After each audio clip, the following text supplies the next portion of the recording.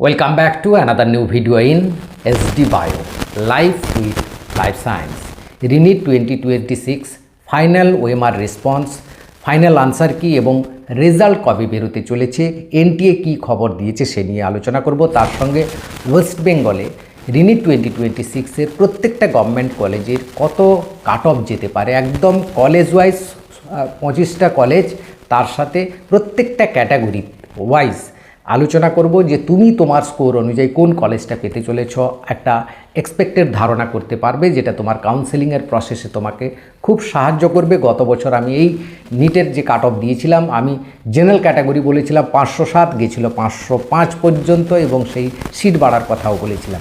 এবছরও সিট বাড়ার কথা বলছি, তবে আমি যে আগের ভিডিওটাতে বলেছিলাম সেটাতে কিন্তু সিট না বাড়লে বলেছিলাম, এটাও বলবো কিন্তু এই অ্যাট প্রেজেন্ট যে সিট রয়েছে সেই সিট ম্যাট্রিক্স অনুযায়ী কত কাট অফ যেতে পারে সেটা ডিটেলসে আলোচনা করব। তাই ভিডিওটা অবশ্যই শেষ পর্যন্ত দেখো, ভালো লাগলে লাইক করে বন্ধুদের শেয়ার করে দিও, চ্যানেলে নতুন হলে চ্যানেলটা সাবস্ক্রাইব করে নিও।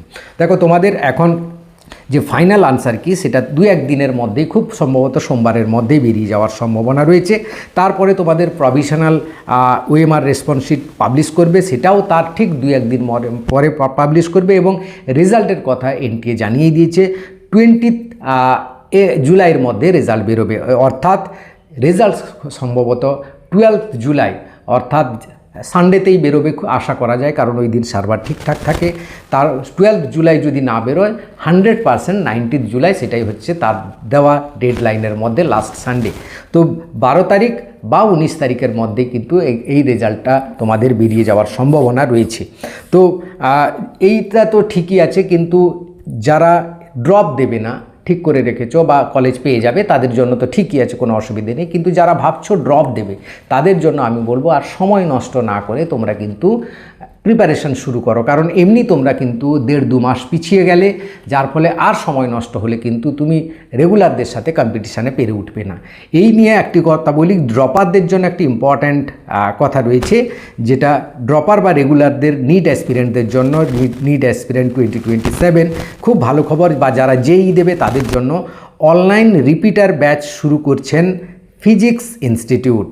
অফলাইন তার ফিল আপ হয়ে গেছে, অনলাইনের কোচিংয়ের জন্য তোমরা যোগাযোগ করতে পারো, ফোন নাম্বার দেওয়া আছে। বিশেষ করে ফিজিক্সে যারা দুর্বল বা এক চান্সে জেই বা নিট ক্র্যাক করতে চাও, তোমরা অবশ্যই অরিত্র স্যারের সাথে যোগাযোগ করতে পারো, যিনি ওল্ড খড়গপুর আইআইটিসিয়ান বা ফিজিক্স ইনস্টিটিউটে, যার সঙ্গে যোগাযোগ করলে তুমি কিন্তু নেক্সট ইয়ারের অফলাইনের জন্য বা এই ইয়ারের অনলাইনের জন্য ফিজিক্স পড়ার জন্য বা ফিজিক্সটাকে সহজ করে বোঝার জন্য তোমরা যোগাযোগ করতে পারো, যাতে তোমরা জেই বা নিট এক চান্সে ক্র্যাক করতে পারো। তো যাই হোক, এবার আমরা চলে যাব সরাসরি স্ক্রিনে, সেখানে আমরা category wise college wise cut off কত যাবে 2026-এর সেটা আমরা দেখে নিই। তো প্রথমে আমরা ওয়েস্ট বেঙ্গলের টপ 5 মেডিকেল কলেজের কাট অফটা দেখব, যেটা আমি এর আগেরও একটা ভিডিও দিয়েছিলাম টপ 5 মেডিকেল কলেজের, কিন্তু সেটা আমি সিট বাড়ার পরে কি কত যেতে পারে সেটা আমি বলেছিলাম। এবারে কিন্তু আমি বলবো অ্যাট প্রেজেন্ট যে সিট ম্যাট্রিক্স রয়েছে, যদি সিট না বাড়ে তাহলে কত যেতে পারে এর কাট অফ। দেখো, এমসিকে জেনারেলদের ক্ষেত্রে 580 পর্যন্ত যাওয়ার সম্ভাবনা রয়েছে, ওবিসি 570, ইডব্লিউএস 555, এসসি 505 এবং এসটি 355 এরকম যাওয়ার সম্ভাবনা রয়েছে। দেখো, যারা ধরো এই 5টা মেডিকেল কলেজ না পেয়ে অন্য কলেজ পাচ্ছ বলে মন খারাপ করবে না, কারণ আমার মতে তোমার বাড়ির পাশে যে কলেজটি হবে সেটা নেওয়াই বেস্ট। যে টপ মেডিকেল কলেজে চলে গেলাম মানে যে বিশাল বড় ব্যাপার কিছু নয়, বরং আরও এক্সট্রা প্রেসারে থাকবে। তার থেকে নিজের বাড়ির কাছে ভালো কলেজে পেতে সবাই চেষ্টা করে ঠিকই, সেরকম খুব ইচ্ছে থাকলে করো, নাহলে কিন্তু তুমি যারা বাড়ির কাছাকাছি যে কলেজগুলো পাচ্ছ, মনে করো রায়গঞ্জ কেউ যদি পাচ্ছ বোধহয় মন খারাপ হয়ে যাচ্ছে, বা পুরুলিয়া কেউ পাচ্ছ, এগুলো মন খারাপ করবে না, হ্যাঁ, কারণ সব মেডিকেল কলেজে সমান, কিন্তু বরং আমার মনে হয় যে ওই কলেজগুলোতে তুমি বেশি সময় ধরে সেলফ স্টাডিটা করতে পারবে। তো যাই হোক, এসএসকেএমে দেখো সেরকমই দেওয়া রয়েছে, এসএসকেএমে 578 মতো যাবে, এনআরএসে 575 একটু কমে, আরজি করে 570 মতো, এবং সেন্ট্রাল ন্যাশনাল মেডিকেল কলেজ যেটা রয়েছে সেটা 565 এরকম যাওয়ার সম্ভাবনা আছে। বাকি ক্যাটাগরি ওয়াইজগুলো তোমরা কিন্তু মিলিয়ে নিতে পারো। এবার যেটা কলকাতার আশেপাশে যে কলেজগুলোতে নাম রয়েছে বেশ অনেকেই চায়, সাগর দত্ত যেমন 555 যাবে, বারোয়ান 553, জেএনএম 550, বারাসত 545, বাঁকুড়া 542 এরকম যাওয়ার সম্ভাবনা রয়েছে। ওবিসিতে খুব একটা ফারাক হবে না, তবে এবারে কিন্তু জেনারেল এবং ওবিসিদের মধ্যে একটা টক্করের ব্যাপার থাকবে, তার কারণ ওবিসি প্রচুর কিন্তু জেনারেল হয়ে গেছে, যেটা তোমরা জানো অনেকে, আর রিপিট করছি না, এবং অনেক জেনারেল কিন্তু এবার বেড়ে যাবে, যার ফলে ইডব্লিউএস কতজন সার্টিফিকেট, অথেন্টিক সার্টিফিকেট কালেক্ট করতে পারে সেটাও একটা বড় ব্যাপার রয়েছে। তো এই রকমের একটা যাওয়ার রয়েছে। বাকি এই যে 5টা কলেজ দেখতে পাচ্ছ সেটা। এবার আমরা একটু ডিস্ট্রিক্ট ওয়াইজে চলে যাই, যদি ইএসআই জোকা যে সেন্ট্রাল রয়েছে সেটা হচ্ছে 548 মতো যাওয়ার সম্ভাবনা, ওবিসি ক্ষেত্রে 542 এরকম যাবে, এবং বাকি ক্যাটাগরিগুলো দেখা যায়। নর্থ বেঙ্গলের ক্ষেত্রে 545 যাওয়ার সম্ভাবনা রয়েছে। মিদনাপুর মেডিকেল কলেজ দক্ষিণবঙ্গের মধ্যে খুব নামকরা মেডিকেল কলেজ, এটা যদি পাও অবশ্যই নিয়ে নেবে চোখ বন্ধ করে, কলকাতার যে কোনো কলেজের সঙ্গে টক্কর দিতে পারে। ডায়মন্ড হারবার 538, এই নর্থ বেঙ্গল মিদনাপুর এগুলো 542-45 মধ্যেই কিন্তু ঘোরাঘুরি করবে। মুর্শিদাবাদ 535 মতো, মালদা 533, মালদা, ডায়মন্ড হারবার, মুর্শিদাবাদ এগুলো কিন্তু এই 535 মধ্যেই কিন্তু ঘোরাফেরা করবে। পিসি প্রফুল্লচন্দ্র বা যেটা আরামবাগ মেডিকেল কলেজ বা শরৎচন্দ্র যেটা উলবেড়িয়া মেডিকেল কলেজ সেটা 533 থেকে 530 মধ্যে কিন্তু ঘোরাফেরা করবে। রামপুরহাট, রায়গঞ্জ এগুলো 525 থেকে 30 থেকে 25 মধ্যেই থাকবে কিন্তু। আর ওবিসি, ইডব্লিউএস, এসসি, এসটি যারা রয়েছে তোমরা কিন্তু এটা কিন্তু মিলিয়ে নাও তোমাদের ক্যাটাগরি ওয়াইজ কার কোনটা দাবি।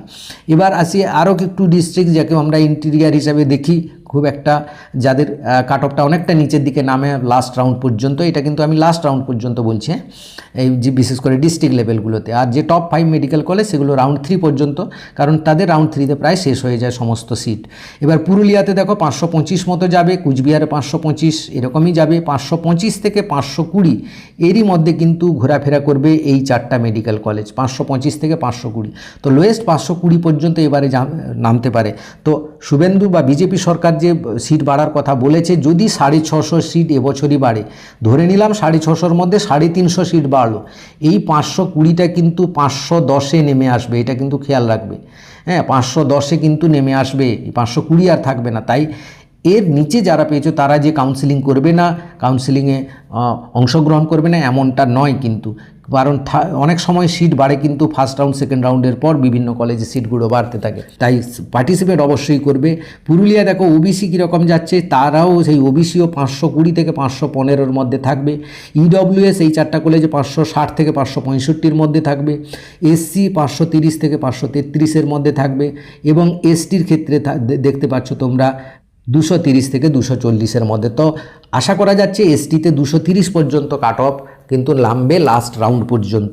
তো এরকম যদি যা কারোর যদি কোর্স করতে থাকে তাহলে কিন্তু সে কোন কলেজটা পাচ্ছে একটা এক্সপেক্টেড ধারণা করে কাউন্সিলিংয়ে পার্টিসিপেট করবে বা সেরকম চয়েস ফিলিং করবে। ভিডিওটা ভালো লাগলে অবশ্যই লাইক করে শেয়ার করে দিও, চ্যানেলে নতুন হলে চ্যানেলটা সাবস্ক্রাইব করে নিও।